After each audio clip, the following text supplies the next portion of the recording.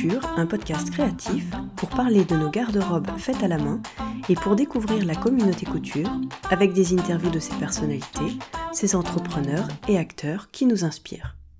Bienvenue à l'écoute de Causons Couture. C'est notre deuxième épisode. Aujourd'hui, j'accueille Nathalie du blog atelier292.be. Nathalie, bonjour, bienvenue. Bonjour, merci de m'avoir invitée. C'est un plaisir. Est-ce que tu pourrais te présenter à nos auditeurs qui tu es et puis ce que tu fais en couture? Alors, donc je m'appelle Nathalie, j'ai 37 ans, bientôt 38. Je suis maman de 2 garçons. Dans la vie, je travaille dans la communication, pour une boîte d'informatique et je travaille pour le service communication. Et à côté de ça, je suis passionnée de couture et donc j'ai un blog qui s'appelle atelier292.be parce que je suis belge. N'est-ce pas? Voilà. Et donc voilà, sur mon blog, je partage surtout mes coups de cœur. J'aime pas trop parler des trucs qui se passent pas bien. Moi, je suis quelqu'un de positif, donc j'aime partager tout ce qui est positif, les marques de patrons qui me tiennent à cœur, et voilà tous mes coups de cœur. J'ai aussi une chaîne YouTube qui est un peu moins alimentée pour le moment parce que ça prend beaucoup de temps, mais voilà, je pense à faire des vidéos un petit peu plus régulièrement. J'ai plein de sujets en tout cas dont j'ai envie de parler. Je n'en doute pas. Et voilà, en fait. Et comment est-ce que tu es arrivée à coudre, en fait? Comment ça t'est venu? Qui est-ce qui t'a appris? Comment t'as appris? Raconte-nous. J'ai toujours aimé les activités manuelles. J'ai toujours aimé chipoter, en fait. Et je pense que je tiens de ça de mon papa, qui est alors en Belgique, on dit couvreur. Je sais pas en France, Je pense qu'on dit aussi couvreur. Ouais. Oui, Il travaillait sur les toits. c'est ça, C'est un couvreur, artisan. tout à fait. Ouais, couvreur. Et donc à la maison, il avait il a toujours, j'habite plus là-bas. Il a un atelier et j'adorais me faufiler dans son atelier, regarder ses petites inventions et tout. Donc je pense que c'est de là que me vient le plaisir de chipoter. Et alors, à la maison, c'est lui qui cousait. Mes parents avaient une machine à coudre, ils s'en servaient pour réparer ses habits de travail. Et il cousait aussi de temps en temps des vêtements à ma maman. J'ai le souvenir d'une veste en particulier C'est qui génial, qui redevient à la mode là maintenant en plus. Il faudrait que je lui dise. Et voilà. Et donc, quand j'ai eu, je pense, 25 ans, je lui ai demandé, je pense que c'était à Saint-Nicolas encore, à 25 ans, une machine à coudre, une petite singère de base, parce que j'avais envie de me lancer là-dedans. Et voilà, c'est comme ça que ça a commencé. Et comment est-ce que tu as appris, en fait? Est-ce que c'est lui qui t'a montré ou est-ce que de là, toi, t'as fait ton chemin toute seule? Je suis assez autodidacte dans tout. J'aime bien apprendre par essai-erreur. Et donc, j'ai commencé par des trousses. J'ai fait une quantité de trousses assez phénoménale. Et alors, pour éviter je me souviens que j'aimais bien utiliser des essuie-mains. On appelle ça essuie-mains en Belgique, encore une fois, mais On dit essuie-mains les aussi. essuie de vaisselle. Ouais. Aussi, tu vois, pour essuyer la Ouais, vaisselle. des torchons. Du coup, j'utilisais ça, comme ça, il n'y avait pas les bords à faire. Tu vois, il fallait pas surfiler. C'est futé, ça. Et en fait, j'avais vu des jolies petites trousses toutes simples dans une boutique à Amsterdam. En fait, je pense que c'était un café couture. Et donc, voilà, j'avais recopié un peu toutes leurs trousses. Elles mettaient un petit galon de dentelle et un petit bouton et tout. Et donc, voilà, j'ai commencé par des trousses. Et puis, je me souviens du premier vêtement, c'était une robe qui faisait un peu Princesse Leia dans Star Wars. C'était pas vraiment réussi, puisque ça ressemble à un déguisement. Mais voilà. Donc, j'ai vraiment appris par essai-erreur, je dirais, et j'ai suivi une dizaine de cours vêtements à la maison de couture à Bruxelles. D'accord. Et donc là, on avait fait une jupe sur mesure, une jupe droite, toute simple, et un cache-cœur. Alors là, c'est marrant, j'avais complètement oublié. Et là, je suis dans une phase cache-cœur. Je suis en train de chercher le patron de cache-cœur idéal. Et en fait, je l'avais cousu assez C'est court, ça. ce cache-cœur. Parfois, on cherche et c'est juste sous nos yeux. Et voilà. en un petit peu plus de 10 ans, je fais plus vraiment les mêmes mensurations, donc il m'irait plus. Mais il était pas mal ce cache-cœur en fait. Il faudrait que je creuse un petit peu. Mais voilà, ça m'a beaucoup aidé. C'était vraiment pas beaucoup, hein. C'était une dizaine de cours, mais j'ai appris à faire les fronces, à faire les boutonnières. J'ai appris un peu les techniques un peu plus pointilleuses, quoi. C'est là que j'ai compris qu'il fallait prendre son temps et que le travail avant la couture était Nécessaire. aussi important, voire même plus important que le moment où on est derrière la machine. Oui, Mais je sais finalement, que au début, quand j'ai commencé à coudre, j'avais juste envie d'être derrière la machine et d'appuyer sur la pédale et, et de faire des lignes droites. Et voilà, c'est plus le cas maintenant. Ça, c'est mes souvenirs de début de vie de couturière amatrice.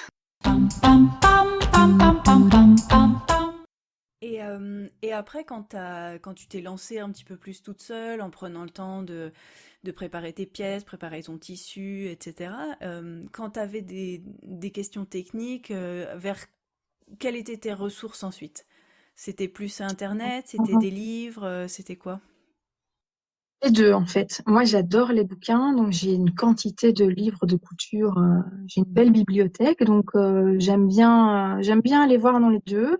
Maintenant, on trouve vraiment tout sur Internet. Quand j'ai commencé à coudre, c'était le début des blogs couture. Et donc, j'ai un peu grandi en même temps que ces couturières qui avaient un blog, parce que moi, je l'ai pas eu tout de suite, mon blog. Et je sais pas si tu te souviens, mais au début, enfin, c'était des robes assez simples, tu sais, les robes Granny Square avec Ouais, des petits carrés en crochet. Et puis, enfin, tu vois, c'était deux rectangles froncés et tout.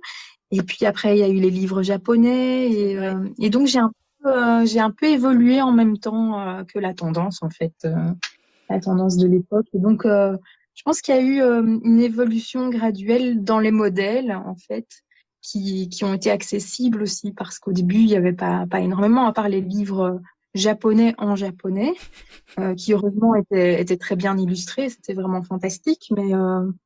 Mais voilà, après, il y a Direndu qui est arrivé. Et je pense que j'ai aussi beaucoup appris avec les patrons. Euh, enfin, mon premier vêtement vraiment réussi, c'était une datura de Direndu. Ouais. Et je me souviens que j'ai beaucoup appris avec ce patron, tu vois, poser le billet. Enfin, c'était vraiment bien détaillé dans les instructions. Et encore maintenant, moi, j'adore lire les instructions de patron. J'ai plein de patrons de couture. Et alors, dans le train, je lis les instructions. Et c'est comme ça que j'apprends aussi, tu vois. Oui, et puis Sur certains certaines patrons, tu techniques, apprends des ouais. termes qu'après, tu peux transposer à d'autres patrons. Et je pense que c'est comme ça que j'apprends le mieux, en lisant les instructions, même de patrons que je ne pas forcément, hein, mais pas forcément là maintenant tout de suite. Si j'ai acheté le patron, j'espère le coudre un jour. Mais voilà, j'aime bien lire les instructions, voir comment une créatrice À penser, fait telle essayer et finition préparer par le... rapport. Voilà, exactement. Et essayer de prendre ce qui me plaît le plus dans chaque patron, en fait. J'apprends beaucoup comme ça. Oh, c'est super. Et à quel moment est-ce que tu as eu envie de créer ton blog en fait? Comment c'est venu? Et en fait, mais mon blog, mon tout premier blog, c'était il y a longtemps, hein. Mais j'ai jamais été très assidue, en fait. Oui, en fait, j'ai toujours passé plus de temps à regarder les autres faire, en me disant que c'était génial ce qu'ils faisaient, mais en me disant pas fais-le toi aussi. Et puis, je sais pas, à un moment, il y a eu un déclic, mais il y a quelques années, donc attends, c'était quand? Le temps passe vite. Euh, donc, j'ai créé une ASBL, donc c'est une association sans but lucratif Ouais, qui s'appelle Atelier de 72 aussi, pour donner des ateliers de couture pour des débutants. d'accord. Et c'est à ce moment-là que j'ai vraiment fait un travail sur mon blog, voilà, ça m'a vraiment motivée. C'était un peu un portfolio, si tu veux, pour Présenter ce que me tu savais sentir, faire, quoi. je pense, voilà, c'est ça, et me sentir aussi un peu plus légitime parce que j'avais longtemps hésité avant de me lancer dans l'animation de ces ateliers. Et voilà, je pense que c'était, ouais, et Instagram m'a aussi motivée en fait. Parce que sur Instagram, on peut pas tout montrer, enfin, on peut pas tout dire. Tu vois, tu mets une photo, tu mets un petit texte, mais tu peux pas tout dire. Et du coup, c'était voilà, une possibilité d'en dire un peu plus sur les patrons. Et comme voilà, il y a quelques personnes qui me suivent et qui sont intéressées, il y avait du répondant derrière, quoi.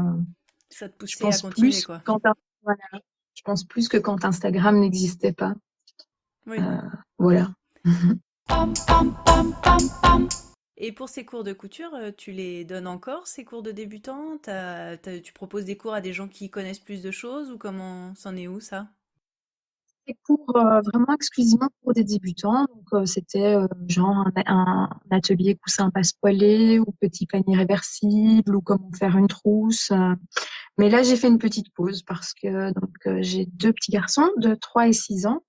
Et quand je partais en atelier, ils me demandaient toujours pourquoi je partais, pourquoi je restais pas avec eux. Et donc voilà, ça me faisait un peu culpabiliser. Puis je pense qu'ils sont à un âge où ils ont besoin de passer du temps avec maman. Et moi, j'ai aussi envie de passer du temps avec eux. Et donc j'ai mis les ateliers en pause. Et là, par contre, je fais une fois par mois un café couture où on se retrouve, chacun vient avec son projet. Moi, je peux coudre aussi. Et voilà, on papote. On discute des sorties patrons, on se montre nos dernières cousettes et c'est tout aussi sympa. Donc voilà, les ateliers là sont en pause, mais je recommencerai sans doute, hein, mais voilà, là je fais une pause. C'était vraiment très très chouette, mais voilà, ça demandait vraiment beaucoup de temps aussi. On se rend parfois pas vraiment compte, mais c'était des ateliers qui duraient de 14 à 17 heures. Mais moi, le matin, j'étais déjà occupée à préparer parce que voilà, j'aimais bien préparer les tissus à l'avance, tout découper. Je suis assez pointilleuse et donc ça me prenait vraiment beaucoup de temps. Et donc voilà. Donc là, maintenant, il y a le café couture et, euh, et d'autres projets dont Super. je reparlerai sans doute à la rentrée. Ah bon, on a hâte. Et sur ta chaîne YouTube, alors, comment est-ce que tu es passé finalement du blog à l'étendre vers la chaîne YouTube et comment t'as eu envie de Alors parler de là, quoi exactement sur cette chaîne? donc, j'avais découvert le podcast de Cocotte Knits en tricot et de Filles d'hiver. Et c'était les deux premiers podcasts que j'avais découverts. Ouais. Et, euh, et cette fois-là, je me suis dit, cette fois, je me lance. Tu vois, j'arrête de regarder les autres faire. Je me lance et j'essaye. Et donc, c'est comme ça que j'ai tourné la première vidéo. Et donc, je pense que j'étais vraiment parmi les premières podcasteuses vidéo, tricot couture. Mais voilà, tu sais, avec le blog, j'avais tellement eu l'impression d'avoir regardé les autres faire et d'avoir rien fait, que là, je me suis dit, allez, je me lance. Et t'as eu Et raison. c'était aussi un challenge parce que, tu sais, parler devant une caméra, Oui, c'est pas non. facile, Moi, je me cache hein. derrière mon écran et mon micro, c'est plus facile, hein, mais je conçois que l'image, c'est encore plus une étape, quoi. C'est difficile de se voir en vidéo et puis de se montrer au reste du monde aussi. Enfin, moi, je suis assez pudique à la base et assez, peut-être pas timide, mais assez réservée, tu vois. Alors, et puis j'avais aussi la crainte que des gens du boulot tombent dessus. Alors là, ça, c'était vraiment, j'avais vraiment peur de ça. Mais bon, je me suis dit, allez, on passe au-dessus. Et donc, je me souviens qu'au début, je faisais des petites vignettes où on voyait pas ma tête. J'ai seulement commencé, pour ma dernière vidéo, j'ai mis ma tête sur l'image parce que voilà, j'avais peur qu'on tombe dessus et de pas. En fait, j'ai longtemps pas osé parler de mes hobbies au travail parce que j'avais peur de pas être prise au sérieux à cause de ça. C'est vrai? Je sais pas d'où ça me vient, cette idée, ouais. Et donc, c'est assez récent que j'en parle. Maintenant, j'en suis assez fière, hein, mais j'en ai pas parlé. Je crois que c'est il y a 2 ans que j'en ai parlé. Et quelle a été la réaction de tes collègues, en fait, quand tu leur en as Mais parlé? en fait, si tu veux, j'en ai parlé parce que je passais dans une émission de télévision sur une des grandes chaînes en Belgique, la RTBF, pour parler tricot. Et je me suis dit, là, il y en a sans doute Tu vas pas qui y vont me couper. voir, donc il faut que je le dise, tu vois. Alors, j'ai vraiment mordu sur ma chic, pris mon courage à deux mains et je leur ai dit, écoutez, ce soir, je passe dans une émission de télé pour parler tricot. Et les réactions étaient super positives en fait. C'était ah tu tricotes et tu tricotes quoi et montre et du coup j'ai enchaîné en disant que voilà je faisais Je aussi fais de pas la que ça. couture et Voilà, c'est ça. Il y a toute une vie derrière. Alors, j'ai pas parlé de ma chaîne YouTube, hein, ça, j'en parle pas. Hein. Mais voilà, c'est à ce moment-là que j'en ai parlé. Et maintenant, bah, tout le monde est au courant. Et il y a même des collègues qui, le matin, me demandent, tiens, c'est toi qui as cousu ça? Ouais, c'est bien et tout. Donc maintenant, c'est même une fierté. Bon, mes collègues aiment bien me charrier, mes collègues masculins surtout. J'imagine. Mes collègues féminines, elles sont toutes gentilles, mais les collègues masculins, ils aiment bien me charrier. Et alors, voilà, parfois, je leur dis, regardez, cette chemise, c'est moi qui l'ai cousue. Alors, ils me disent, ah bah ouais, on l'aurait deviné. On ne trouve pas ça en magasin, on l'aurait deviné que c'est toi. Et donc, voilà. Mais oui, enfin, longtemps, ouais, j'avais, pas honte, mais j'avais peur de pas être prise au sérieux. Et, euh, et je pense que la chaîne YouTube m'a aidée aussi à me sentir plus légitime.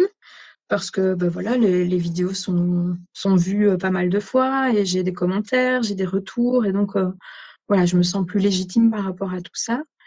Et Ouais, il y a de quoi en tout cas, parce que c'est un sacré travail de prendre le temps, de se mettre en avant, présenter son travail, etc. En tout cas, je pense que ton public apprécie parce que les vidéos sont vues de très très nombreuses fois. Donc c'est vraiment très très chouette.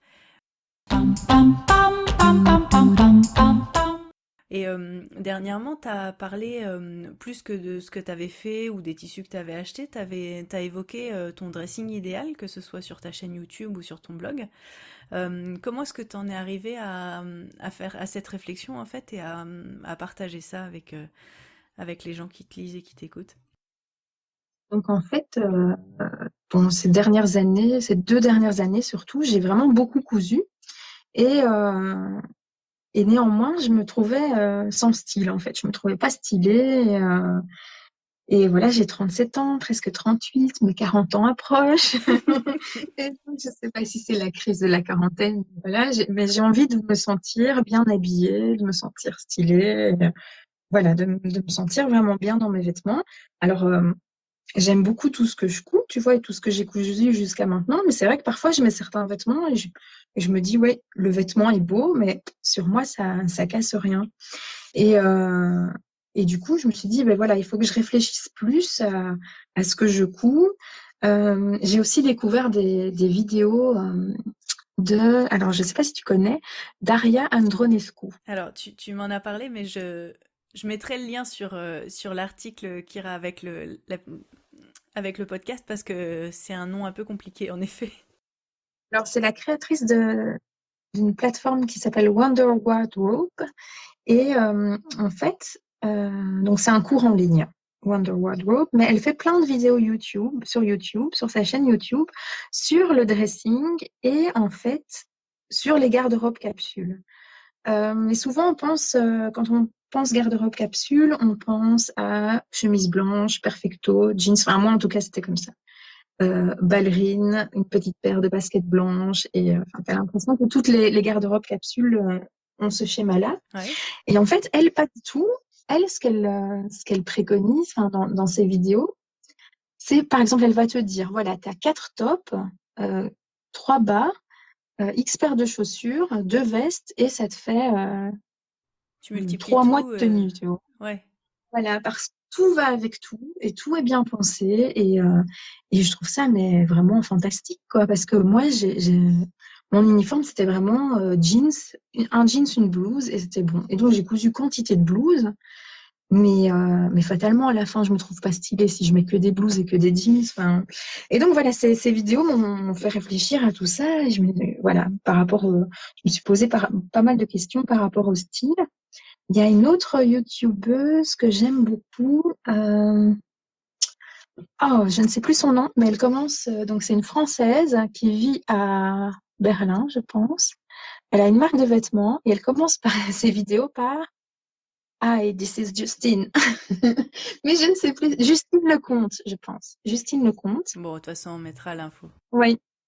Elle fait aussi des vidéos sur le style, sur les silhouettes, comment habiller telle silhouette.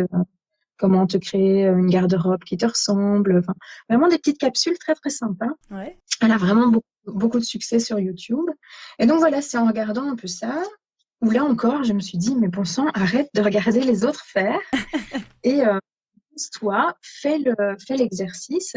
Alors, je me suis aussi lancée cet hiver, en début d'année, dans le projet Design Your Wardrobe de Teamwork. Ouais. Le magazine américain en ligne. Et en fait, donc 2 fois par an, ils organisent cette espèce de programme, de challenge, où en fait, tu as différentes étapes. Si jamais ça vous intéresse, je vous conseille d'aller lire les articles sur un blog qui s'appelle Le Fil Café. Enfin, le blog de la boutique Le Fil Café, qui a fait l'exercice en français et qui explique bien toutes les étapes. Et donc, si tu veux, tu dois analyser ta garde-robe actuelle, analyser les manquements.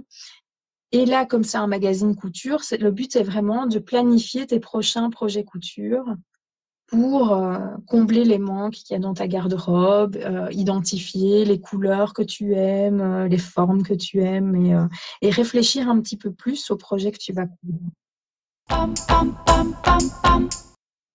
Et donc, j'avais commencé par ce programme et en fait, j'avais envie d'aller voir plus loin. J'avais lu un livre aussi de Anushka Ruiz qui s'appelle The Curated Closet. Qui est aussi sur le fait de se construire une garde-robe qui nous ressemble. Et donc voilà, je me suis dit, allez, lance-toi. Et comme j'avais envie de faire les choses sérieusement, je me suis dit, pourquoi pas faire ça sur mon blog. Et j'en discutais avec une amie qui s'appelle Déborah et qui a un blog qui s'appelle littlegreenbee.be. Alors, elle coupe pas, mais elle voudrait avoir un dressing avec que des pièces éthiques. Et donc, elle avait la même démarche que moi, mais en marque éthique, si tu veux. Et donc, on s'est dit, on se lance les deux, on se motive. Et voilà, du coup, c'est motivant. On se challenge un peu toutes les deux. Et voilà, c'est comme ça que j'ai lancé ça. Donc, il y a plusieurs articles thématiques que j'ai en tête et que j'ai envie de partager. La semaine passée, j'ai suivi 2 ateliers, couleur et morphologie. Et donc, j'ai fait un petit article aussi là-dessus parce que ça a vraiment un impact assez fort sur mes prochains projets couture. Ouais. Et voilà, les retours sont super positifs. Ça me fait vraiment plaisir. J'ai vraiment beaucoup de messages de personnes qui me disent, voilà, ça me fait vraiment réfléchir. Effectivement, ce que tu me dis, ça me parle. Moi aussi, je coupe, mais finalement, ça me va pas. Il faudrait que je réfléchisse un peu plus. Et voilà, je suis vraiment contente des retours que j'ai sur ce projet. Ça me fait vraiment plaisir.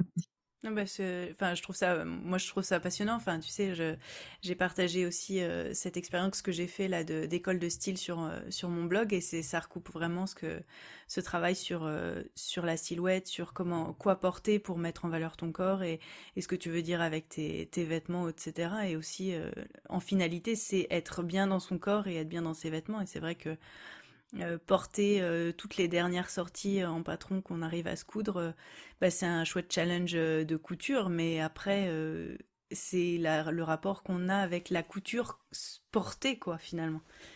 Et ça, c'est vrai que moi, je trouve ça passionnant, quoi. C'était mon comportement de couturière avant, tu vois, de sauter sur la dernière sortie patron sans vraiment réfléchir est-ce que ça se combine avec ce que j'ai, est-ce que ça me va vraiment, cette forme et tout. Et c'était un peu... c'est sorti, je vais vite le coudre et je vais vite poster une photo et c'est plus du tout ce dont j'ai envie là, vraiment plus. Je me demandais en termes de style, alors je sais que là tu réfléchis de manière un petit peu différente à ce qui pourrait t'aller et à quoi coudre, pourquoi porter, mais en termes d'influence ou d'inspiration, t'en parlais sur ton blog et sur Instagram sur le programme construire ta garde-robe sur le programme Teamwork et tu parlais de mood board. Comment tu trouves de l'inspiration sur les tissus, sur les formes ou sur les petits détails qui peuvent t'inspirer une couture? Où est-ce que tu vas trouver tout ça, toi? Où est-ce que tu la trouves, cette inspiration couture? Je cherche beaucoup sur Instagram en fait. Vraiment beaucoup. Donc dès qu'il y a un patron qui me plaît, je m'abonne au hashtag du patron. Parce que j'aime bien voir le rendu sur différentes personnes, voir le rendu dans différents tissus. Donc, j'épingle pas mal de trucs sur Pinterest. Mais je me rends compte que même sur Pinterest, j'en viens à chercher les patrons de couture, tu vois. Ouais. Oui, tu vois, je pense qu'il y a des personnes qui sont inspirées par ce qu'elles voient dans les magasins. Mais moi, mon magasin, c'est les patrons de couture, en fait. Du coup, oui, je cherche vraiment beaucoup sur Instagram. Et généralement, donc je cherche via les hashtags des patrons. Mhm. Et puis, quand je tombe sur une personne qui m'inspire vraiment, je vais parcourir tout son profil. Et puis, j'enregistre, tu vois, dans les collections Instagram. Là, tu peux enregistrer Ouais, tout à fait. en cliquant sur la petite icône en bas. Enfin, chez moi, c'est en bas à droite. Oui, c'est ça. Et L'espèce de petit donc là, marque-page. ouais, voilà, c'est ça. Et donc là, j'enregistre pas mal comme ça. Ouais, je fais surtout mon shopping sur Instagram dans les patrons, en fait. Plus que... Maintenant, ça m'arrive de croiser quelqu'un dans la rue et de me dire, ah, ça, je note, je prends une photo dans ma tête, tu vois, parce que le style m'inspire et où j'aime bien la silhouette générale, tu vois. Ça m'arrive aussi. Et Mais je vais par exemple pas, moi j'achète pas de magazine, tu vois, Elle ou autre, j'achète ouais, jamais. pas de Je magazine de cherche mode. pas du tout mon inspiration, voilà. Euh, non, c'est pas mon truc. Je vais chercher un peu sur Pinterest. Aussi, j'aime bien quand il y a une marque qui m'inspire, alors je vais voir dans leur lookbook et je m'inspire de la marque en question. Par exemple, j'aime bien Cyrillus. Du coup, bah, je cherche sur leur site internet des combinaisons qui me plaisent bien. Et voilà, ça, je conseille de faire quand on a une marque qui nous plaît bien. Voilà, quand on cherche des idées de tenue, bah, allez voir dans les marques que vous aimez bien. En plus, la plupart maintenant font des lookbooks avec des super photos et donc c'est assez inspirant. Et puis après, c'est le jeu de à qui connaît le mieux sa patron tech et Ouais. associer ce qu'on a vu dans une marque à un patron et se dire, ah, celui-là ferait l'affaire ou pas. Et enfin, j'essaye de le faire un peu à chaque saison. Je cherche dans les collections, les correspondances, patrons. Oui, oui, j'ai déjà vu que tu avais fait ça et ça, je trouve ça toujours génial. En termes de patron, je sais que tu couds beaucoup de patrons anglais et américains. Comment est-ce que tu as fait la découverte de ces patrons-là et quels sont je dirais, les créateurs qui t'inspirent le plus en fait? Alors, comment je les ai découverts, je saurais pas te dire. Mais alors, je peux te dire que je suis incollable sur les patrons. Je sais pas si tu vois Esprit criminel, la série Ouais, Esprit criminel. Il y a une informaticienne derrière son PC, tu peux lui demander ce que tu veux et elle te le sort. ouais. Et ben moi, je suis un peu comme ça avec les patrons. Bah, je sais qu'on se ressemble parce que je suis un peu comme ça aussi. Est-ce que je passe un temps dingue à chercher des patrons et enfin, j'aime vraiment ça. Et j'ai une petite préférence pour les patrons anglais ou américains. Enfin, j'espère que je vais froisser personne, hein, mais Bah, chacun ses goûts en je fait. trouve aussi, ouais, voilà. Mais je trouve aussi que au niveau de la qualité du patron, il y a parfois un monde de différence avec ce qu'on peut trouver par chez nous. Et enfin encore tout à l'heure, je prenais un patron, donc j'ai découpé un patron de Sawalik, Ouais. euh, la Yellowtown Blouse, une blouse cache-cœur. Et, euh, et je me disais qu'il était vraiment bien foutu parce que tu prends le patron et il y a absolument toutes les indications dessus. Donc les marges de couture, ils te disent de combien ils sont, ils te disent les ourlets, de combien ils sont. Enfin, t'as même pas besoin des explications du patron pour pouvoir le coudre. Et je me souviens que quand j'avais suivi mes 10 cours à la maison de couture, c'est ce qu'elle nous avait dit. La prof nous avait dit, un patron de couture, quand il est bien fait, tu n'as pas besoin des explications pour pouvoir le coudre, parce que tout est dessus. Et donc là, ben, je l'ai vu tout à l'heure sur le patron de Saolik, mais les patrons enfin moi j'ai été bluffée par Schalk Notch, tu sais, la fringe dress Ouais, que j'ai cousue. Et aussi, j'ai aussi le patron de l'Orchid Midi. ouais. Ben, toutes les infos sont sur le patron. C'est hyper complet. Tu as plein de repères, tu as tout ce qu'il faut. Et moi, je trouve que c'est un travail qui est vraiment exceptionnel. Et voilà. Et je trouve aussi que les coupes sont plus intemporelles, en fait. Tu peux prendre un patron qui est sorti il y a 4 ans et il est toujours au goût du jour. Et parfois, dans les marques par chez nous, euh, j'ai l'impression qu'elles suivent plus la mode des magasins. Tu vois, c'est la mode des froufrous ou c'est la mode. Plus dans le détail, en fait, que dans la... Oui, c'est ça. Que dans la coupe en Ouais. elle-même. Et voilà, je suis plus attirée par les patrons. Maintenant, j'ai des coups de cœur dans les marques françaises. Mes chemises d'atelier Scamit, je les adore, tu vois, et tout. Mais j'ai une préférence, oui. Mais je pense que c'est aussi, tu vois, ce que j'expliquais tout à l'heure, que j'aime apprendre de nouvelles choses via les patrons. Et en allant vers les patrons américains, mais j'ai l'impression d'apprendre plus parfois au niveau des différents types de finitions et tout ça.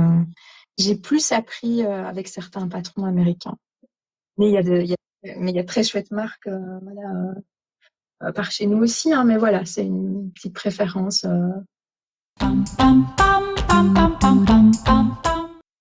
Et alors, quel serait le... Alors, moi j'ai une petite idée, mais quel serait le patron que tu as le plus cousu? Ah, bah, c'est le Scooty, hein. Ah, non, c'est bon, je l'ai cousu, je sais pas combien de fois, Un certain mais nombre. je trouve que c'est le patron simplissime. Un devant, un dos, des manches. Il n'y a pas de pince, poitrine. Pourtant, il tombe nickel.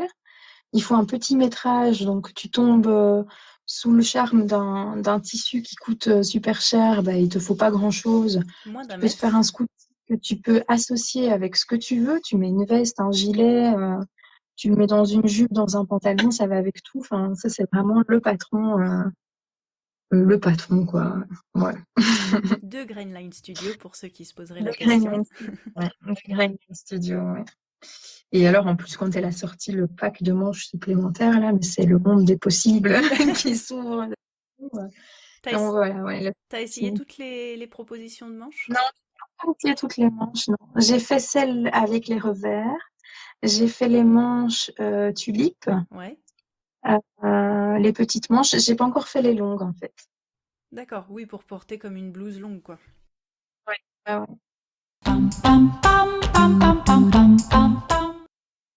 Et là, aujourd'hui, est-ce que tu dirais que tu as fait le tour de tous les types de vêtements ou est-ce qu'il y a des choses auxquelles t'as pas encore osé t'attaquer, des choses que tu envisages sérieusement ou certaines choses où tu te dis ça, je le coudrai jamais parce que je préfère l'acheter et puis voilà, mon challenge à moi, il est pas là. Les pantalons, j'ai pas encore cousu de pantalon. Parce que, pourquoi? Je n'en sais rien. Mais c'est une très bonne question, ça. Euh, oui, c'est une bonne question. Pourquoi? Mais parce que j'ai l'impression, mais parce que comme j'étais dans mon schéma jeans et blouse et que des jeans j'en avais et bon, j'ai le patron des Ginger, Mhm. euh, je vais coudre. Mais voilà, je me disais j'ai un tas d'autres trucs à coudre avant. Et là maintenant que suite à l'atelier que j'ai suivi la semaine passée sur la morphologie, j'ai appris que je pouvais porter des pantalons taille haute. Et Mhm. du coup là maintenant voilà, j'ai analysé, enfin, j'ai quelques patrons dans ma ligne de mire. Et donc voilà, là, les pantalons, ça va être dans mes prochaines cousettes. Il faudrait que je me fasse un manteau aussi, parce que là, j'en ai fait qu'un jusqu'à maintenant. Et j'ai les patrons en stock en plus. Euh, mais alors, moi, j'ai pas. Il y a des gens à qui certaines pièces font peur. Euh, mais moi, je vous dis, franchement, il faut pas avoir peur. C'est juste, souvent, c'est des étapes en fait. Tu vois, j'ai fait le Kelly Anorak. Qui est voilà un gros morceau. Très belle réalisation de ta part, d'ailleurs. Merci, c'est gentil. Je l'ai ressorti là, je suis toute contente. Et tu vois, J'imagine. quand je l'ai porte, là, j'ai vraiment pas peur de dire, tu vois, ma veste, c'est moi qui l'ai faite. Parce que là, je suis trop. Mais voilà, en soi, je pense que ça peut être accessible à tout le monde. C'est juste que c'est plein d'étapes. C'est ça. Et donc, il faut pas être pressé. Mais sinon, la couture, quand on prend son temps et surtout quand on prépare son travail, Moi, je dis que tu Rien peux n'est tout coudre. impossible. Non, mais j'ai tout à fait le même discours et je suis tout à fait. Enfin, je pense exactement pareil. C'est-à-dire qu'il n'y a pas une pièce qui va me faire peur. Et je me dis exactement, en fait, tu suis les étapes une après l'autre. Et s'il y a 50 pièces, bah, il y a 50 pièces, mais tu les suis l'une après l'autre. Tu suis comment c'est expliqué. Et puis, il y a un moment, tu découvres que tu as fait réaliser un manteau, un jean, un t-shirt, un soutien-gorge ou autre chose, quoi. Et c'est assez magique, quoi. Si c'est un patron qui est bien expliqué, tu n'auras pas de souci. Le Kélian Orac, les explications sont super claires. Tu as toutes les explications sur le site. Tu peux pas te tromper. Enfin, si tu prends ton temps, ça marche. Et voilà, je pense qu'il faut vraiment pas avoir peur. Et puis, c'est un peu comme, on dit ça avec les PC. Enfin, c'est toi qui es derrière, tu vois, la machine à coudre. Donc, c'est pas elle qui décide. C'est toi qui es derrière. Donc, c'est toi qui est maître de ton ouvrage, tu vois. Et donc, voilà. Moi, vraiment, je dis, il y a rien qui est impossible. Il faut juste prendre son temps. Bien préparer son travail, ça c'est hyper important. Bien repasser entre chaque étape. Enfin, tu vois, si as les bonnes habitudes, rien n'est impossible. Rien n'est impossible. Et ben moi, je me dis que ça va être le mot de la fin et c'est plutôt très positif. En tout cas, merci beaucoup Nathalie d'être venue présenter ce que tu aimes faire, ta passion avec nous aujourd'hui. Et puis, est-ce que tu peux nous dire, nous redonner les infos exactes sur où est-ce qu'on peut te retrouver sur Internet, s'il te plaît? Alors, sur Instagram, c'est atelier292.be, 292.be. Mon site internet, c'est www.atelier292.be. Sur YouTube, c'est aussi Atelier292. J'ai un peu uniformisé le tout. Et voilà, n'hésitez pas, quand vous avez des questions ou à laisser un petit mot, ça fait toujours plaisir. Et j'essaye de répondre au maximum. Et voilà, je vous encourage, si vous êtes en train de m'écouter, ne pas avoir peur et à vous lancer dans des projets stimulants. Et voilà, la couture, c'est vraiment un vrai plaisir, quoi, une vraie passion, un vrai moyen de s'exprimer, en fait. Et j'adore ça. Et j'adore en parler. Eh ben, c'est réciproque, j'adore aussi, et puis c'est un grand plaisir d'avoir pris le temps de discuter avec toi, Nathalie. On peut retrouver sur l'article qui correspond à ce podcast les informations sur comment te retrouver, et puis sur les patrons que tu as évoqués, bien sûr, et toutes les références que tu as données sur la garde-robe raisonnée. Merci à tous de nous avoir écoutés aujourd'hui, et à bientôt pour un prochain épisode. Vous pouvez retrouver toutes les notes et références citées lors de cet épisode sur l'article qui lui est dédié sur le blog madeinsherwood.fr. Retrouvez-moi également sur Instagram, madeinsherwood. C'était Cause en couture avec Mathilde et Nathalie. Merci beaucoup, à bientôt et bonne couture! Bum, bum, bum.